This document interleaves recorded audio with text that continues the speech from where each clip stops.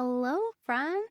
If you are new here, welcome. This show is about health and home and the real lives we're living inside of both. It's about the environments we live in and the choices we make for our families and the systems that shape those choices, sometimes quietly, sometimes loudly, whether or not we realize it.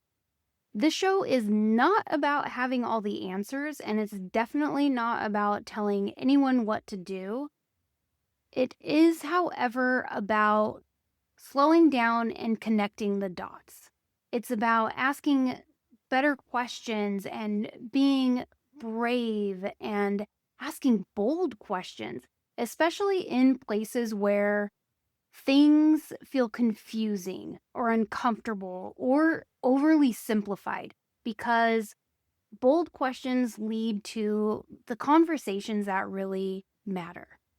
If you are new here, I am Holly Jean Mullen. I'm a functional nutritional therapy practitioner and holistic health coach turned wellness focused real estate agent, and my work sits right at that intersection of health and home. And I have spent years working with women and families navigating chronic health issues, mysterious health issues, environmental illness, big transitions, and those moments where you realize something here is not adding up, and the doctors and practitioners I'm going to for help are not helping me. What I have learned throughout my practice is that healing, real transformational healing, usually does not start with doing another protocol or another diet or having a perfect plan that you follow to a T. It starts with looking at the big picture and having full context and awareness and giving yourself permission to question and think for yourself and to kind of find your own way.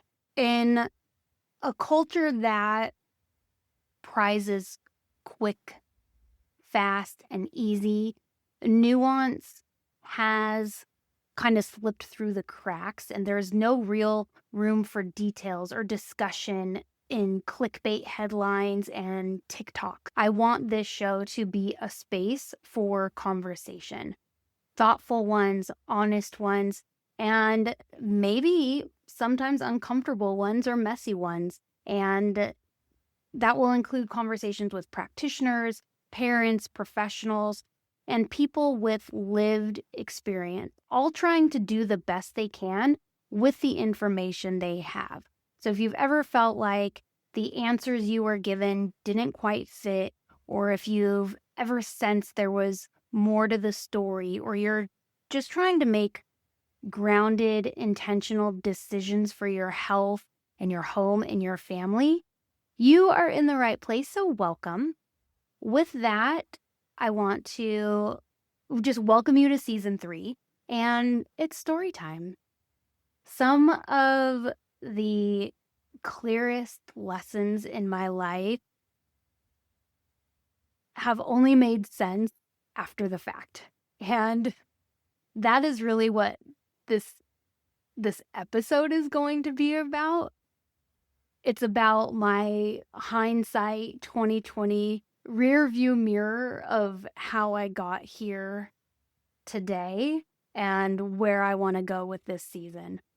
So if you don't know me and you haven't heard my story, this is going to kind of be it in a nutshell. But before I was talking about healthy homes, before I was in real estate, I was in the corporate world. We'll start in HR. I remember working in HR, and in particular, I was in this one office for a few years, and this building had water leaks, mold complaints, environmental concerns. These were things that I just documented, they were quietly minimized. Like, they were never ignored, but they were definitely inconvenient. They slowed things down. There were things that were logged, moved on, and just hoped they would go away. So this is bird's eye view here. And before I had ever even heard of building biology, I remember sitting in our building's HOA board meetings, the same office, same company, sitting in these board meetings, approving routine termite treatments, not questioning the long-term exposure, even though there was another woman on the board who she was actually a naturopathic doctor, and she was fighting for the board to consider an alternative. She wanted to use orange oil to treat termites, and I remember so clearly sitting in these board meetings while all the other board members would like basically roll their eyes at her while she would fight for healthier alternatives to what was being proposed, and no one took her seriously, including me. Like, she was at that time to me a nuisance and to everyone else. So I get it. And looking back, I understand where she was coming from, because where I am now in my life, I would be her. So it's just funny to look back and remember those moments. Before I ever questioned the medical system, I was the benefits coordinator, planning our office flu shot day and encouraging participation. I'll never forget the day I went to a doctor's appointment on my lunch break, just a regular doctor's appointment. And it was during a time when there was a whooping cough outbreak, and my doctor was telling me about recommended booster shots. I didn't even think twice. So I was like, yeah, sure, give it to me. Shortly after that, I think it was just a couple weeks, I was having all sorts of weird neurological symptoms that I'd never had before. So I'm back in the doctor's office getting all sorts of lab tests and MRIs because they were thinking I had MS. All the symptoms I was having was presenting as MS. I'd never had them before. So looking back, I know now I had an adverse reaction to that booster shot. I didn't connect many dots in those years. I trusted the system. I moved on with my life.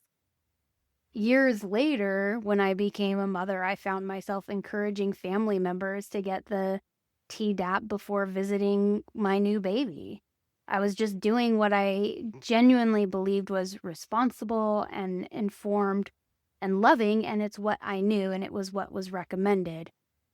But something happened after I gave birth, after I held my baby, which, by the way, was the first newborn baby I'd ever held in my life. That's how much experience I had with babies when I became a mom.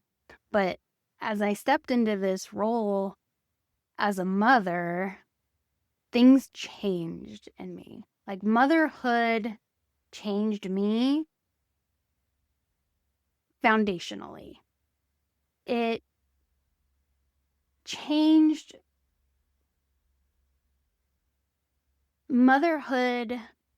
I can only say it forced me to revisit experiences I had filed away in my brain, and forced me to question belief systems that I didn't even realize that I had inherited or that I had been carrying. And it did all this without me even realizing it. Like, there was never a cognitive moment where I remember sitting down and revisiting all these things back then and thinking, I'm going to reevaluate my life choices and all my philosophies and how I think about the world.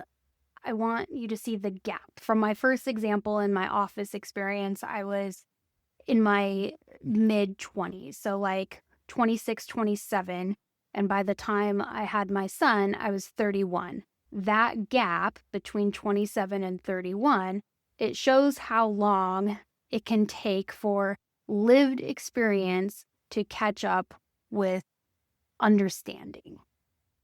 There are moments that I replay now with very different eyes, as I've shared a couple examples of. And I think about a boss that became a friend earlier in my career, and she had these debilitating migraines, and she was being dismissed by her doctors and by our upper management. No one could figure out what was wrong with her. They couldn't find a cause. They couldn't find a solution. She was just getting these migraines that would completely take her out. She was unable to work.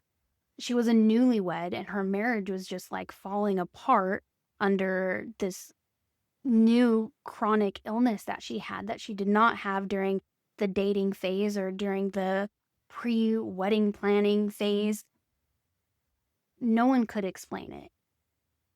Now, knowing what I know now about environmental illness, about stress, about our body burden and toxic load, I can't help but wonder if her symptoms began after moving into the new home she moved in to with her husband after she got married. Like, I wonder what was going on in that home. I wonder what her body was carrying, like her stress load. We did not work in a stress-friendly office, I will say that. But it's like, I wonder what her last straw was. Like, what was the tipping point? Because she was fine and healthy and great until she moved into this home. So it's things like that where I look back knowing what I know now and I wonder. And as a practitioner, season 3 of this podcast is going to be diving into the full spectrum of health and home. It's not just about mold or chemicals in the house. It's not just about food or your nutrition or your diet. And it's not just about medicine or supplements either. We're going to be talking about the lives that we are living inside of our homes and the policies that shape our choices or confine them, and the relationships that stretch us or sustain us, and all the side roads and back roads and rabbit holes that we find ourselves in while we're trying to do the best we can for ourselves and for our families. So the theme that I want to carry through this season is discernment. Slowing down enough to ask better questions, connecting dots that are usually treated as separate. Think health and home, policy and personal choice, information and lived experience, and staying curious enough to question old approaches while also being open to new ideas and methods and technologies. And all of this to me is discernment. And I want to reclaim it. I declare discernment making a comeback and trending in 2026. Whoop, whoop. Discernment.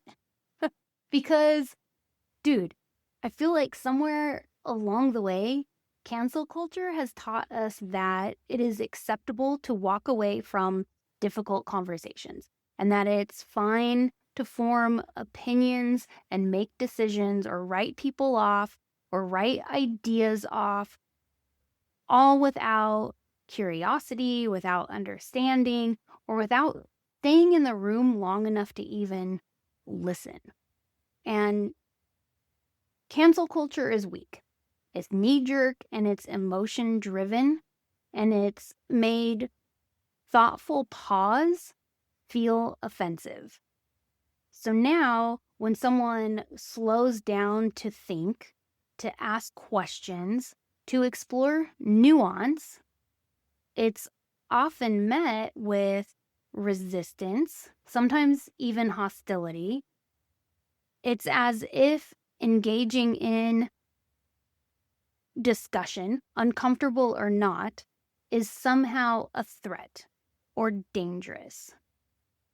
This season is my invitation to do the opposite. Let's have those conversations. Let's be brave enough to ask the questions that actually matter. One, without fear, without perfection, without performance, and without outsourcing our intuition. That is my proposal. That is the theme for this episode, this season. So stay curious, my friends. Thank you for listening. I have a good season lined up, and I will see you next time.